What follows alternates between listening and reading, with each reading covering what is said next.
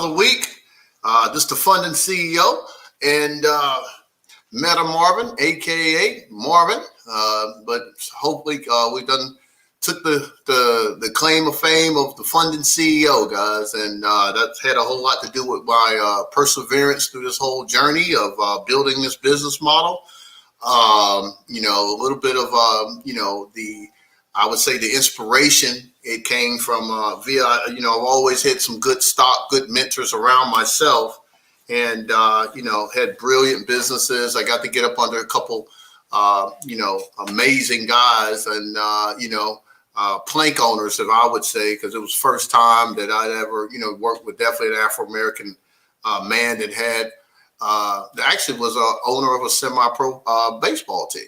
And then he got into ticketing, and then he opened up his own corporate ticketing company. It was called GetTicks, and wound up, brought it into EasyTicks. And, we sort of persevered, and, we pulled off the CIAA and brought it to Charlotte, got with the AD at Hampton University, and, put a deal together and started making millions and millions of dollars into this economy. And it really changed it changed the whole dynamics of how Charlotte, I would say as it grew, started understanding the economic impact of, just rallying around different festivals and things. So, but what happened was, and I could say this could happen to anybody, it was something called Eventbrite came around, right? And so what I mean is that, who would need hard tickets and who would need anything like that? One, the capital. It wasn't enough funding. Of course, we were doing pretty good, but it wasn't enough funding, or it wasn't enough an investment on the side to get a building, guys. And just to get a little bit more into that for you to understand it, what would be Ticketmaster if they didn't have buildings, right? Right? Online, but where would they be housed at? Where's the venues? So if you don't have, ticketing platforms in via buildings, or don't have one of your own, then you're sort of out there just floating around trying to catch, whatever festival or something come your way to hopefully give you a bone. And so with that being in perspective, we're undercapitalized, and we started seeing that what happened is, it was the lack of funding, guys. And so with that being said, that pretty much sent me almost home back to, mom's couch. It tore us up. We were making great money, and it happened so fast. That $800 million gorilla Eventbrite was like, hey, promoters and people, and the atmosphere that we were in, it was mostly, I would say it was mostly in music. It wasn't so much in sports. Because most baseball teams do have a preferred ticketing vendor, or people that or they either have their own. And so with that being said, we pretty much had to go out of business, and so with that, it got me to start thinking of, I don't want this to ever happen to me again. I want to really be able to learn, not so much with what my skill set was, but to be able to go in and engage and sort of figure out and solve this problem of, being a minority at that time and understanding how business works, and to be able to go out and seek funding and also be able to help other people with funding. Okay. Because, he was a great man, and,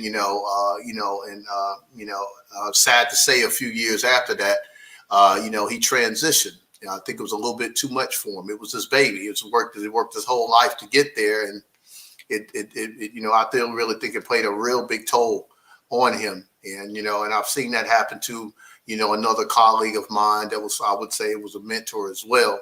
So with that, you hear of credit companies, you hear of different things out here that people can actually help you, assist to do things. And then some people, of course, they have the means and know-how to go and do it for themselves. But for me, I just really had the heart and had the passion to really want to go out and help people that was good, genuine people, great at what they do, but they just didn't know how to grow a business and just didn't know how to expand a business. And I just thought that was very essential, at that time, to really be able to go out here and put a business model that can pretty much, service people with certain products that can definitely take them from not having a business to have a thriving business, and and be able to go in and see these restaurants doing their thing now, and seeing a lot of guys that's really took this information and did very well with it. So I really feel great about that. That's an amazing feeling. And so that's what we do here, guys. We do personal credit, we do business credit, we clean business credit, and then we service people that don't have a business. We do business setup, but last but not least, we have a proprietary underwriting platform that we can look at where you are, and put you in the right means of going out and get the right type of funding, taking you to the right banks and taking you to the right institutions, and so you can go out here and really leverage your business, right? So that's a big gigantic step that I've made, and really turning that curve now. I'm not all the way there where I want to be, but I'm turning that curve, and it feels real good. I got some great people around me, and I'm really looking forward to this next stage. But this podcast, guys, I love to be able to, jump into different aspects of how business works, how it can be multifaceted with people that have all kinds of things going on in their life. And, with business owners, back in the day, business owners were, the guy that owned the store, or, whoever that was, that we sort of could pick these guys out because they stuck out like sore thumbs. Well, now, guys, you have, 10, 11, 12-year-old guys out here on social media that got their own business, got their own websites. You have so many diverse types of styles of business owners now. And it's amazing feeling to see how it evolved, and people really being fearless about taking their legacies and their future in their own hands, and being able to really command their own space and do what they need to do, and and take care of their families. But with this one, this is a little bit different. I have a relationship with this gentleman's father. He's a great guy. Actually, he was a mogul in the Carolinas on the news, and that was Jeff Johnson. I know a lot of you guys have definitely heard of him. If you ever looked at anything with sports in the Carolinas, you would definitely know of Jeff. And but he's down in Atlanta now, doing very well. And I'm so privileged that I definitely have. I really want to do a drum roll for this one. But yeah, man, this is an amazing gentleman. I've read a lot about him, and really be able to have him on the show. And I'm really enthusiastic about bringing him on. So if you would, definitely bring Will Johnson on. All right. What's going on, brother? How you doing? You doing? Good, man. Good, bro. I wanted to, read the bio of the stats, man, but I don't know if we got enough time. But, all I can say, guys, is, definitely, Will, you went to high school in Atlanta, and, tell me a little bit how that worked. Were you more of the, was the star, the standout there? Was it more of a white school or black school? How did that look for you, and how did that feel in high school being in a standout? So in high school, I went to North Atlanta High School, and that's kind of in the Buckhead area of Atlanta. Okay. It was a really diverse school. It was kids from all over, kids from the Buckhead area, but also kids from around the city. Yeah, baseball throughout high school, I was a very good player. I played really well and got some decent high school accolades and things like that. But growing up, I was always, one of those grinder type of players, and one of the guys that was, always gave it his all, but maybe wasn't as big, strong, or fast as another guy. Right. But yeah, in high school, I think that the Georgia culture kind of contributed to a lot of the things in my life, from especially the work ethic part about it. The different types of people that I met, and North Atlanta being a really diverse school. Yeah. I think that helped me also just in general moving forward with my life on how to talk to different people, work with different people. So Sure. Yeah, man. I have to definitely concur with you. I had I was sort of privy to go, and I had the same dynamics, if you will, and but having that diversity really helps you with life, man. And you're sort of seasoned, for this whole thing out here called being an adult, and yeah, man. But I mean, how was it? I mean, were you treated any different? Of course, with Jeff being your dad and having the connections. Like, how did that play? Was that ever? Yeah, I mean, it was a little bit interesting, especially when we first moved down here. Yeah, because we moved from Charlotte, and we got down here when I was in the 6th grade. Mm-hmm. And but yeah, he was that guy that kind of people saw and people knew, and didn't know that, and didn't necessarily know that I was his son. Right. So he would be on doing events for Peachtree TV, doing Braves games, and be on TV, and we'd be out, and people would stop and talk to him for 10 minutes and be like, "Oh, I know who you are," and yeah. All right, again, just sit there and wait for him. But yeah, what's crazy about it is that he doesn't. I mean, he'll talk to anybody, and he'll have a conversation with anyone, and it'll almost be like you're just a friend, not a stranger. Sure. And so honestly, just living under his roof and seeing that for 20 plus years, I mean, it kind of is how I go about my life too, because I mean, it really, they've kind of instilled in me, my parents have kind of instilled in me the, treat everyone the same. Right. And you really never know who is going to, lead you in a different path in life. And you never know what one conversation will do for you. Right. In a given situation. So yeah, that's golden, man. And I have to, Jeff, speaking with the man, I mean, his energy and just down to earth, just a golden, just got a good spirit, humble. It's always, willing to give you some good advice, man. I've always had a pleasure speaking with Jeff, and it's always been a pleasure in that. Man, but with that, man, like, but I got to get back to these stats, though, man. Like, I mean, but what I looked at really was the 20. You were 25th in NCAA in stolen bases, man. Yes, sir. Dude, you was picking them apart, man. Yes, sir. I have to get the bags. I have to show up the seat. I have to. God. Yeah, man. So, I mean, is it your thing coming from first going to second, or is it either or? I mean, what was your thing? I mean, definitely most of them came from stealing second base, but sometimes we can catch a defense napping, a pitcher napping, and third base too. So, yeah, that's definitely a big part of my game. Yeah, man. Yeah, well, I mean, I have to ask you, bro. I mean, stealing bases like that, man. Well, how was you running with a 4.3, 4.40? What the? Dude, I hope so. Dang, I hope so. Yeah, I mean, if I was running that, I might need to sign up for the NFL Combine. Yeah, man. Well, I mean, bro, so did you play any other sports besides baseball coming through high school, though? Yeah. So I played football throughout middle school. Okay. And I didn't like football as much as baseball. And I played a few other kind of obscure sports. I played golf. Okay. Through middle school and into high school. And then I also snow skied a little bit, just kind of in the wintertime. Okay, that's cool.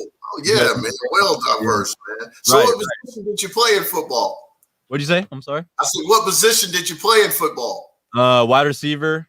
Wide receiver, okay. Defensive back, yep. Yep. That was me, man. I was the corner. I was the cover guy, man. Like on the island zone over here, man. On the island, yep. Well, man, I mean, the thing is, man, once you understood that you were going to the league, man, and that those doors open, how did you start seeing life, man? I mean, was it more of just grinding? I'm going to be number one on that team. I mean, how was that transition for you? I mean, of course, basketball and life was something I felt that just came naturally for you because you've been doing it so long and did so well. But, getting into the league, And maybe with the was it more older guys, and how did that sort of play out with you? Getting to that level. Right. So my senior year in college, I think that year, it kind of since I was a senior, I knew that I wasn't going to be playing in college anymore. So I did know that I was putting my head down and I was doing everything that I could to play at the next level. Yeah. So that year was kind of it was really one hard focus for me. Right.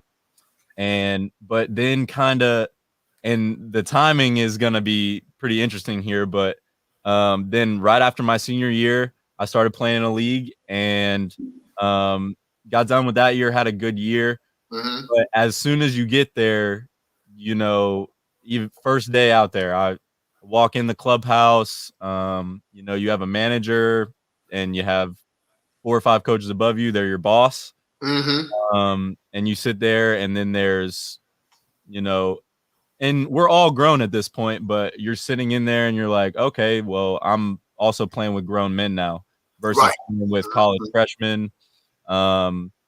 You start to see that I'm in the real thing now. Yeah.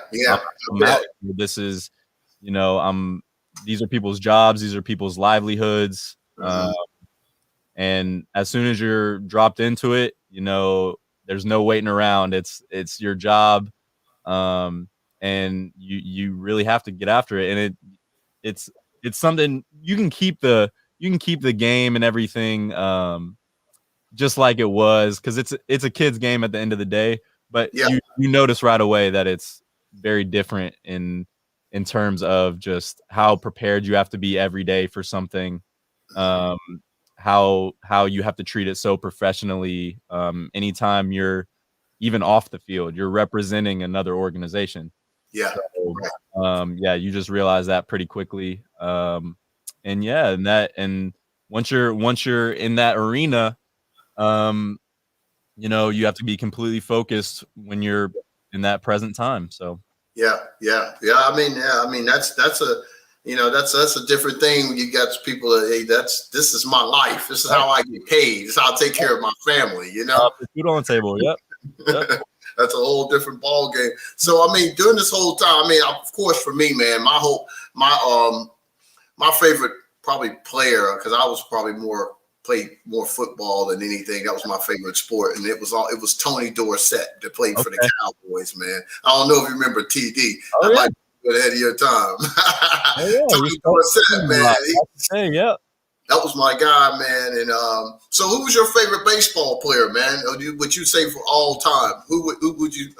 Man, that's tough. Okay. Let me get 2 because I have. Okay, all right, I'll give you 2. Okay. I have to get 2 because I need to get one from the hometown team because I'm a Braves fan. Okay. Charlotte, closest baseball team, Braves. So Andrew Jones. Andrew Jones was a big one for me growing up. He was just kind of like the guy that you watch, because I watched the Braves every night. So I would just watch him, and every at bat he was up, I was glued to the TV, everything. He would climb up the wall, make crazy catches. So just seeing his, work ethic and desire, I always looked up to him. Yeah. And I would have to say King Griffey. Oh yeah. He's just one of those, man. Yeah. King Griffey, he was an athlete. I think he was a little bit more athlete than people gave him credit for, man. I'm telling you, like man. Well, I would say, and I would say for me, I'm trying to think for Atlanta Braves. What about the man? What about Dale Murphy? You remember Dale? Braves great. That's a legend right there. That's a legend. Hey man, Dale Murphy. I didn't even play baseball. Okay, but the dude, I never met him in person, but just on TV, he looked like he could have been a linebacker. You know what I'm saying? Like, he's mountain. He was big. Did you ever meet him? No, I never met him. I wish I did, but I mean, if I met him, I'd probably be looking up like this. Yeah, man. I mean, he used to get there, bro, and I was like, oh man, he's about to take it out. He's about to take it out. Yeah, man. Dale Murphy, man. Yeah. They used to watch Right him there. big time, man. And so, man, but I guess what for the thing that really, man, that intrigued me and wanted me to get you on the show, man, is that, having, the professional baseball career and, going through high school and doing awesome, having a very diverse life, and being in Atlanta, man. And so, and when your dad was telling me, it's like, well, yeah, well, he has, he's had a business as well. I was like, what? He's got a business? Like right now?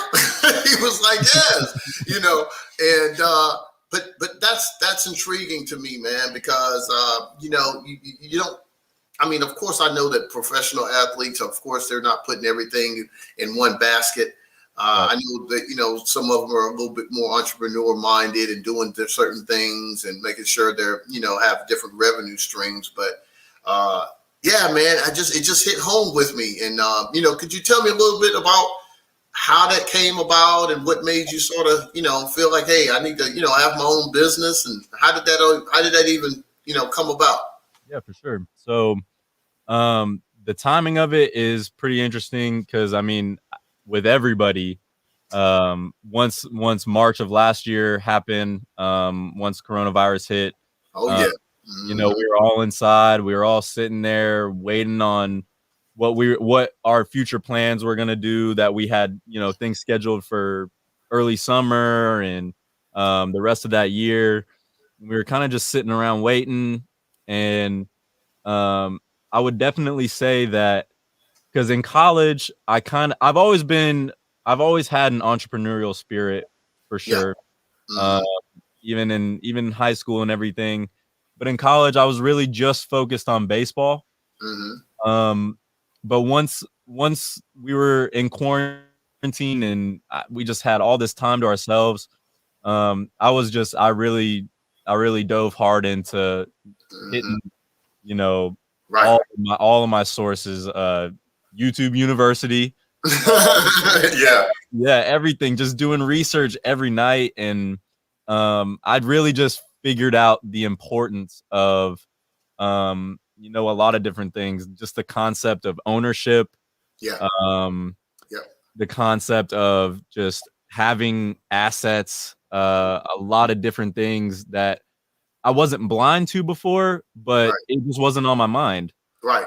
Um, but having all that time to learn those things, and learn the steps to actually do those things, Mm-hmm. was, I mean, almost a blessing in disguise. Right. And Mm-hmm. but yeah, so um, through the summer, finished up some training, finished up playing, just kind of around different parts of Atlanta, Yeah. and then I ended up starting my LLC, which is called Momentum Principal Enterprises, Okay. All right. in October, and Mm-hmm. got that all filed away and sealed in then. Mm-hmm. And essentially I just wanted to start out with just a business that everybody kind of needs. Just a service business. I have a truck, I have a trailer, That's what. and That's. I'll kind of do junk removal, Mm-hmm. um, delivery, construction, material delivery, Wow. pretty much anything anybody needs. Mm-hmm. And Mm-hmm. right now it's still kind of in the infant stages. Yeah. But yeah, so going off word of mouth, just helping people in the neighborhood. But I was when I was researching and diving heavy into it in quarantine, I kind of just sat there and I was like, I can wait another year. I can start everything, after kind of all this is over. Um, Mm-hmm. but there was just something inside of me that was like, I just need to take action now. And once I have this, Mm-hmm. it can never get taken away. Right. And I Right. can just build upon it each and every year. Mm-hmm. And in my mind, my bigger vision is I'm thinking way more long term. So Right. um, you know, 10, 15, 20 years in the future, that if I start now, ultimately it will be, something that I can use for a long time throughout my whole life, and even my kids can use it. Absolutely, yeah, man. Building a legacy, man. I mean, it's interesting that sort of have those accolades, man, and when having a professional career and still have, the tenacity to go out there, man, and start hitting it hard and come up and and be creative, but to really go out there, like you say, and learn. Because being a business owner, man, I tell people it's not as easy as people think it is. Oh, sir, it is not. Yeah, it's really not, man. I mean, you can be the best at whatever you do, but it's about having employees. It's about budgeting. It's about the branding. It's about it's and you got to have the answer, man. Everybody's looking at you to solve certain problems, and you got to have that level of integrity. And, it comes with a whole lot of accountability, to really run a successful business or a business general, and sometimes you have to go to 2 or 3 businesses, just to, get there, or, sometimes people try something that doesn't work. And, I know for myself, I've had, I've had since 2006, I went in the military, got out, I worked at the Veterans Hospital. Retroactive towards my retirement. It got redundant. I was like, I'm out of here. I started a celebrity travel agency here in Charlotte, which at that time, it wasn't a lot of celebrities in Charlotte. I'm like, oh man, it's coming up now. We're getting there now. I'm looking around. I'm like, I don't know. Maybe I'm in the wrong. I think we might have hit Larry Johnson at that time. Maybe. Yeah. Maybe Fantasia or something. Yeah, man. So I had to really come up with something fast, man. But it wound up doing pretty good, man. I met some wonderful people, and they really got my confidence level up to go out here and and just go after what I wanted, but again, man, I had a really good, I would say a good example. My dad, he worked at Food Line, and when the stocks, really did well and split, and it went from Food Town to Food Line, he picked up like he wound up having 4 charter buses. And so what he did is, he started picking up all the churches and the big civic groups and the country club, the little clubs, and they were taking them up to Franklin Street, Carolina, and just taking them to different places. And so what happened is he started working, and one of the guys sort of had was a friend of George Sheehan.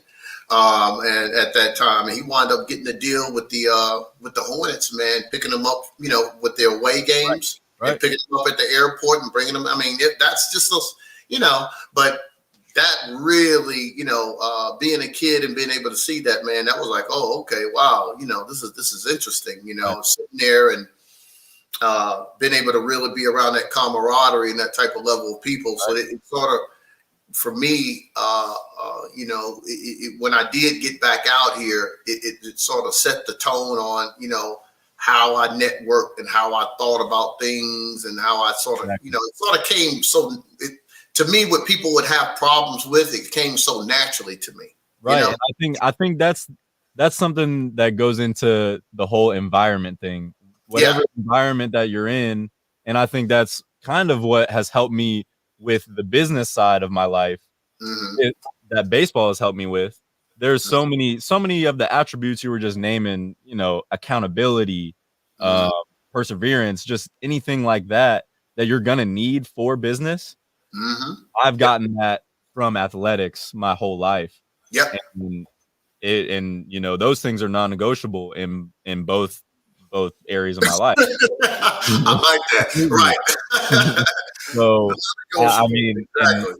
then when you get in those environments, when you see those types of things and you're just living it, it just becomes second nature. It becomes instinct. And I love that thing about environment that, you were just in it and you saw it and you lived it. And that's kind of what pushed you toward those things. Yeah, man. It really did, man. It really did. Well, and the thing goes, man, and I'm glad you brought up about the whole COVID thing, man, because it set the tone for me because I was in the middle of trying to build my business, and then that hit, and I was like, okay, what am I going to do now? So this is what led me to, where we are now with the podcast. I actually have 2 podcasts a week, and have a business model in the mall and stuff like that. Have kiosks out there, information desks out there, and but it really got me to really get creative. I had to, and I had to really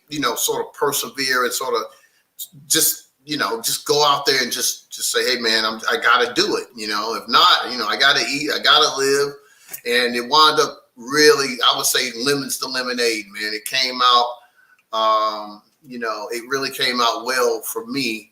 And I think that it was just a challenge that I needed that at that time for me to really wake up and say, okay, hey man, I can be flexible. Let me turn this thing around. And everybody started jumping on Zoom and started doing meetings from, the virtual. And I said, okay, let me take advantage of this, because, if I have to, and I do a credit tip every week. And it was really about just, making sure that, you have to stay out here, you have to stay in your space, and, people needs to see you and know what you're doing. Right. And so I've really built a lot of great, wonderful relationships, being able to entertain and have, hosts just like yourself on here, man, and really get to talk about the struggles and getting through it and, dusting yourself off and having that thick skin. So I know baseball had a lot to do with that for you, man. Sure. It had to. Yeah. Sure. Yeah. Sure. It is one of the biggest sports that will just humble you. Yeah. Mm-hmm. You have to deal with failure really well because, I mean, if you're, you have 10 at bats and you get out 7 times, you hit 300, you're a Hall of Famer. Yeah. You still got out 7 times. You failed 7 times. Right. Yeah. So exactly. You got to be able to deal with that from even a young age, which I think has helped me too. Yeah. Because you being who you are and how it's been, man. I mean, are you engaged? Are you married? And I know all the ladies out here wondering, like, could you ask him? Is he? No, I'm not. Is he okay? Does he need some breakfast? Do you want a bag or? Well, married to baseball and married to the business right now. So. What was that, Will? Married to baseball and married to the business right now. So there you go, brother. There you go. I love it, man. Stay focused, bro. Don't be in no rush, man. There you go, man. Yeah, let it come naturally, man. You gotta stay focused. But man, I had to taunt you. Oh man. So what's going on, man? I mean, Atlanta. What's that? The All-Star Weekend. What's going on down there? What have you? Yeah, I mean, a lot more traffic. Oh no, not more traffic in Atlanta. Right. But yeah, I mean, I think they're kind of trying to keep it a kind of low key. Yeah. Because I mean, the mayor's come out and said, it's not a in-person event and it's just for media. But I mean, there's different functions going on because I mean, Georgia's completely open. I mean, we've been open since pretty much the beginning of everything. Yeah. So I mean there'll definitely be events around and there'll be people from out of town in and everything. So yeah, Atlanta's jumping, Atlanta's growing like crazy. Right. It really is. I mean, literally you'll drive through the city and you'll see a film crew just filming a movie. It'll be, Avengers or Walking Dead or I mean, anything. There's so many films going on here now. So many people moving in the area. Yeah, it's pretty cool to see, honestly, because when we moved down here, I would say 12 to 13 years ago, maybe, and it just has grown so much, more than you would ever think. And so man, I mean, the thing is, what I'm getting, I'm up in of course, the Charlotte area, and the thing is I sit here, my uncle, he used to tell me, he says, well, Marvin, the Charlotte is actually bigger than Atlanta because it's just Atlanta's Atlanta more so downtown, but it's like all the other counties, right? Atlanta, and I had to think about that. So it's like because you just see Atlanta, it's just so huge, right? But I was like, I didn't never think that Mecklenburg County or Charlotte, would be considered being bigger than in Atlanta. But I was like, oh, okay, wow, that's interesting. Yeah, it's always they say that Charlotte's a small Atlanta, but the actual city of Charlotte's is bigger than Atlanta. Yeah, but I mean, it's spread out here. You can go 40 minutes and still be in a suburb. So it's absolutely it's spread out pretty big, and you gotta add about 20 minutes if you're trying to go somewhere at 3. Right. Exactly, man. I've seen that, but I'm telling you, Atlanta's traffic is no joke, man. Yeah. And so, and you're right, man. I think that Tyler Perry model, I said he considered that, he have that big, all that land out there. Yeah. Have you seen it? Have you been by? I haven't been there, but I've been past the exits and, in the area, and it's booming. It's growing.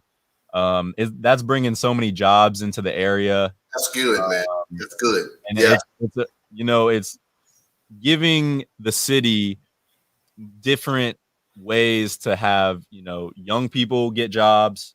Right. Different jobs are just coming in from, whether it be tech jobs. I think Microsoft is moving one of their bases down here. Amazon is looking at a lot of different things down here. And then on top of that, Atlanta's just a crazy city for business. I think we might have the most Fortune 500 companies based in one place. Yeah, man, Atlanta's booming, man. And I was speaking with a colleague of mine. He's down there. I don't know if he forgot Kevin's last name. But he runs the Atlanta Business Journal. Yes. He has a talk show. You heard of Kevin? Yeah. I had him on the show actually about a month or so ago. Really good guy, man, and he's really been trying to open up some doors for me, some different business relationships down there. So looking forward to Pride, Kevin Pride. Okay. Yep. Yeah. So amazing guy, man. But I mean, what do you see for the future, man? I mean, I know this COVID thing shook a lot of stuff up. Do you see yourself, currently you're in Atlanta, right? Now, right? Mm-hmm. I mean, do you see yourself, pretty much, being there and, with the team? I mean, what do you see yourself in the future, man? So, for the near future, I would say, still playing everything. I'm probably going to do my off season still in Atlanta. I have all my friends here. I have, people still here that I'm really close with. So I'll probably be here. And just on top of that, like we were saying, there's a lot of opportunities coming to the city. Yeah. So I don't want to get out of that arena yet. I want to see how far I can go inside of that. And I would say, for me, I definitely want to give back to the game of baseball after I'm out of it, after my playing career is over. Mm-hmm. I'll probably, because I'm actually about to coach a tournament this weekend in Hoover, Alabama. Wow. And for a 16U team. Okay. That's cool, man. Yeah. I mean, getting on the other side of college baseball has kind of put the sport in a different perspective for me.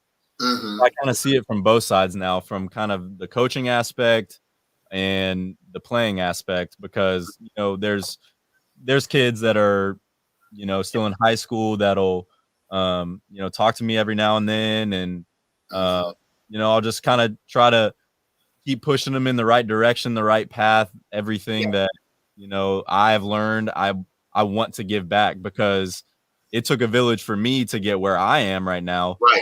Exactly. I mean, there's so many people involved in just my career alone, and I have to, you feel that obligation to give back.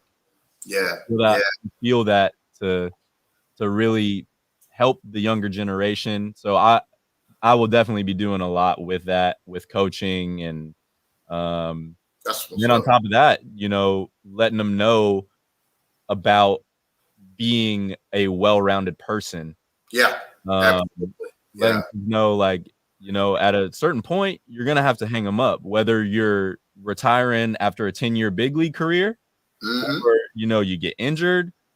Yep. Anything can happen, and you have to be a well-rounded human. You have to know how to do your taxes. You Yep. have to know how to start a business. You have to know all of these things. You have to have financial literacy. You have to, be good with who you are. You have to be good with your spirit. You have to be good with everything.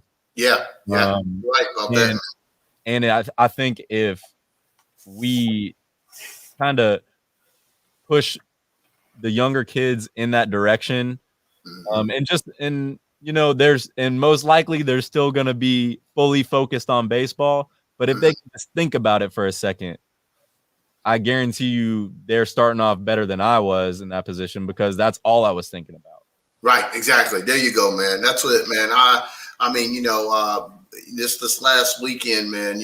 I've had started off a funding credit academy, and having some kids out in the mall, man, teaching them financial literacy and the basics. So I'm out there talking to the kids, man, and you should, Will, seeing, grown ups come up and these guys talking about, the credit debt ratio and leveraging the EIN number and talking about, it's amazing. 12, 13, 14-year-old guys, man, already have a website. Awesome. And they're sort of already knowing what they want to do, Right. and it's right there in front of them, and it's interesting because, you talk to kids now, man. I mean, you got kids that's making crazy money online now, Yeah. just all types of opportunities that we didn't have that, growing up. I know I didn't, and just to see how vast their mind is already out there, that's saying, oh, I want to do this and I want to create. One kid said he wanted to create a cartoon, like a cartoon, like a movie, animated movie and all this stuff. I was like, oh, wow, man. But I can understand, because the technology now and what they have going on, I mean, it's a no-brainer. But really, man, it felt so good. I wanted to do that, man. I wanted to get them out there and, build their self-confidence. I gave them some classroom time, took them out there, put them in the middle of the mall, man, and they really was out there educating, talking to people, passing out information, putting them in the system. They was spinning the wheel. I got a wheel, I'm giving people free stuff. And man, it caught a hold of the news, and it was a real good thing, man. I really feel like I said, you got the accountability of wherever life is, man. But you remember when you was a child, and you're like, man, I have to, I have to give back in some type of way, and it's all starts with the kids, man, and I really. I'm looking forward to that. I got this nonprofit Wisdom Foundation, so it's really about mentoring kids. But I work in a few spaces. Will, I've worked with kids. I've worked with the homeless. I've worked with the brothers that's incarcerated, that's trying to have a second chance back at life. I just see people that just trying to find their way. Giving them the wisdom, putting the right people around them, man, saying, hey, man, let's not play victim. Let's be the victor in this thing. Let's go out there. Let's shake it off, dust your shoulders off, and let's go crush it. Let's go do this thing, man. And, and at this time, it's really have gotten out of pilot projects position. Now I'm positioning myself and starting to get towards, the school systems, and, I'm getting attracted to a lot of different speaking engagement. So again, coming out of COVID, making this step, getting out, and getting in the front seat, right. It opened up a lot of doors, man. And, so I definitely get it. You're seeing the opportunity from the other side of baseball, and, and I'm quite sure, man, you looked up and as a mentor to a lot of kids. I know there's a lot of kids corral around you for advice and stuff like that. I know it is, Yep. That is really what I do it for at this point. Yeah. I mean, because that's that's something that you mentioned the legacy earlier, Mm-hmm. and I want to leave that would be the most important thing for me. Is just making sure that everybody behind me has if they didn't know things or didn't know where their path was going, I want to give some people, if they're wanting to take my help, some direction, and just be the person that's like, I've been here before, and I know that you can do it. Just a voice and a support system behind people, because that's what it's going to take. And like you were saying, for any of those things, whether it was working with people that have been incarcerated, working with the homeless, it takes a support system. It does. Community. And if we don't have the people that are already excelling in the community giving back to the community, then it's not going to work. So yeah, man. Well, man, you come from good stock. Well, one thing I didn't realize Jeff went to App, man. I didn't know he went to App, man. Oh, man. Yeah. Oh, man. That's interesting, man. Yeah, my daughter was going to go up there. She wound up going to ECU, but yeah, she didn't really like App. She said App. She's like, there's a lot of people committing suicide. A little cold. It's a little cold. It's cold. And, I was like, oh, come on. But she wound up going to ECU. She was happy with it. Yeah. But that's interesting, though, man. So, and I wanted to, Jeff also, he had the Emmy. He's got an Emmy award as well. Yeah, he does. He, I can't remember what year that was, but it was when he was working at Peachtree TV. Yeah. For his show, JJ on Atlanta. Oh, okay. Yeah. It was a community-driven show. Something that that's his field. That's his world. And they would bring on guests from, whether it be talent from around the area, doctors, anybody. And it was almost like a form of this podcast in a way. Yeah. They were just sitting there having a conversation, and what's up? I'm on to something there, Will. I'm on to something. Yeah. And I got the right people in front of me to tell me what to do. This is perfect. Right. So yeah, they won that, and and what's crazy is, and I mean, even if I told him this to his face, he would just be like, never mind.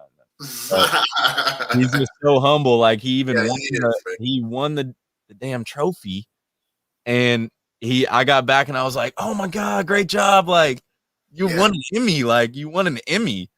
Emmy. Like, and he was like, I mean, it's, it's not this, it's not that. And I was like, you won an Emmy. Like, that's crazy.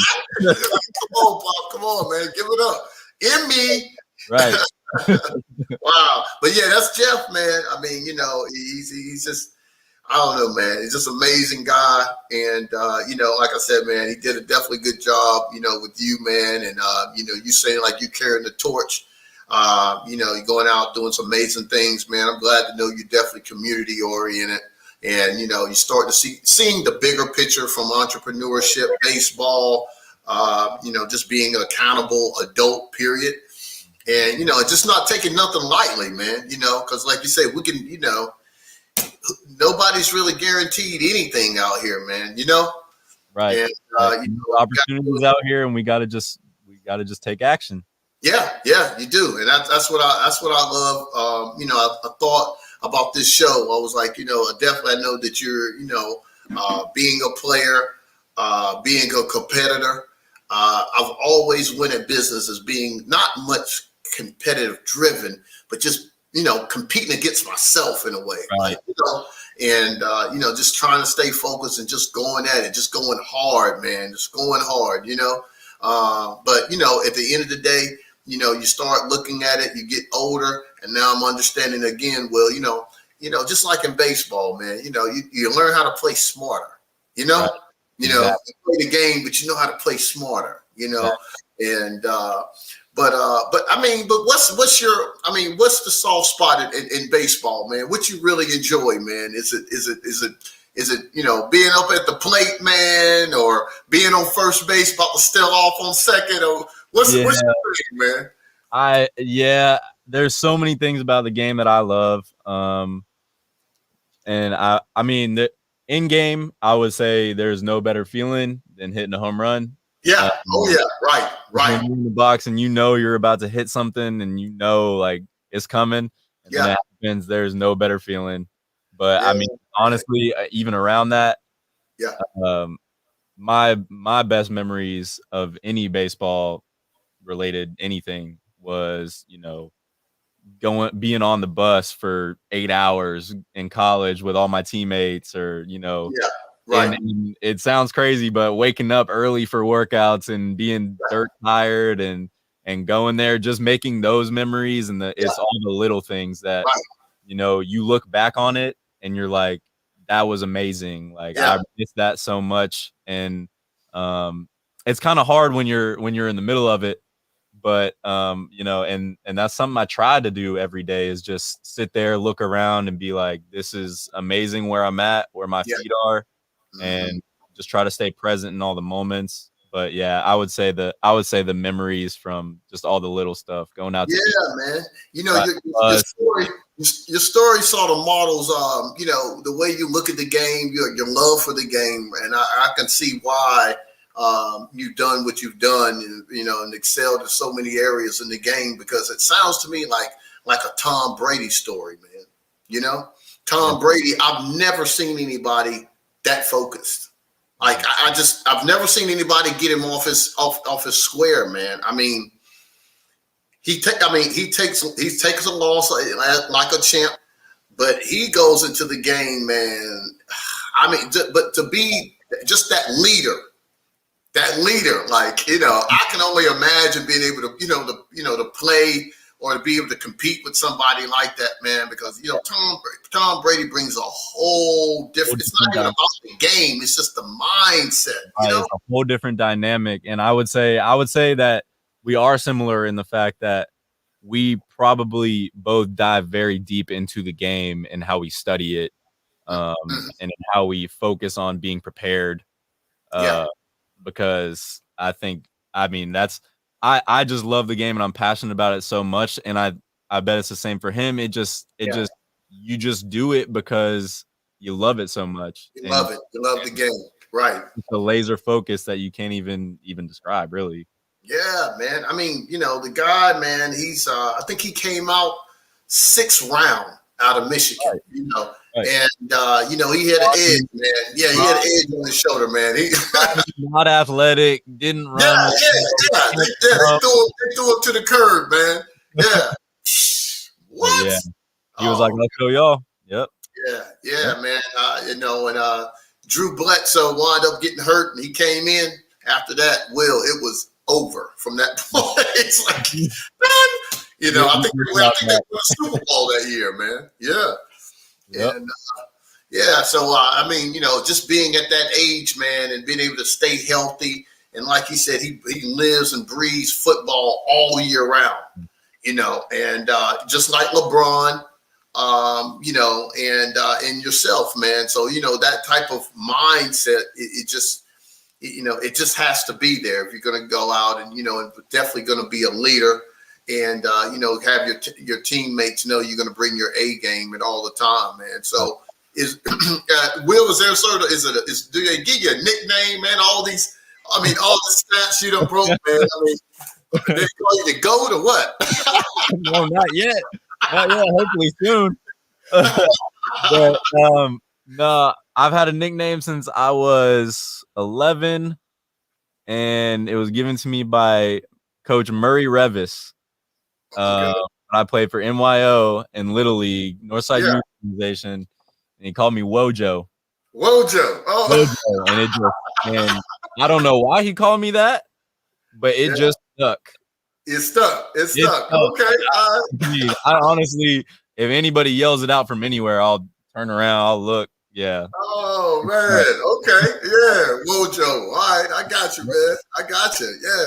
Well, I mean, the thing is, man. I mean, having those type of having coaches, man, and I've always, even in the military, man. That was my filters, man. Being able to somebody that believes in you, man, And you know, when people believe in you, bro, it's like, yo, I gotta go out and I gotta do this, man. You know, I gotta do it. And you know, to be mentored and have that type of focus, you know, it really says a whole lot about, you know, the individual and the discipline. But well, just to you know, I got some things coming up. I like, you know, I want to throw it out there.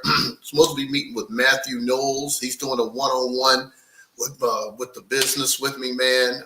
Matthew Knowles, of course, you know, from the great Jay-Z's wife, you know, and so being able to get in front of him, man, in the next couple of weeks is going to really be huge for me, I would say, Will, because you know, when you get to really get to know somebody, not the accolades and the star and all this, you know, the whole Hollywood stuff, but you know, when I, you know, was able to speak with him briefly a couple of times, and you know, just telling me a little bit about his background and what he came up through in Texas, man. You know, as a kid, it sort of made me understand who he was and you know what he's done for his family. And, you know, and so how he's even approached, you know, corporate life to becoming, you know, a mogul and believing in his daughter and believing in himself. So, you know, it's a lot of good things happening, man. You know, I definitely look forward to coming down to Atlanta and, you know, getting with you, man, hanging out and getting with Jeff, man, and, you know, and see how far we can take these relationships and, you know, and help people, man. Yeah. Oh yeah, we're ready. All right, man. Well, listen, I look forward to it, man, and I'll be talking to you soon. You know, definitely, you know, big shout out to Big Jeff out there. Will is definitely, you know, Will, you're holding it down, brother. I'm telling you, man, you're tearing it up. And like I said, man, I want to make sure that you definitely, you know, anybody that's in Charlotte, you know, check this brother out, man. You know, he's knocking it out the park, literally. I gotta ask, man, are you a lefty or you're a righty? You're righty. Lefty? Oh, okay. Yep. All right, man. But so, Will, one last thing. But, man, those guys are throwing 90, 91, 92, 93 miles an hour, bro. I know you've been doing it, man, but God almighty, man. At this point, I mean, you guys, man, I'm like, yo. To be honest with you, at a certain point, sometimes you don't even see it anymore. And, wow. and it's just second nature at this point.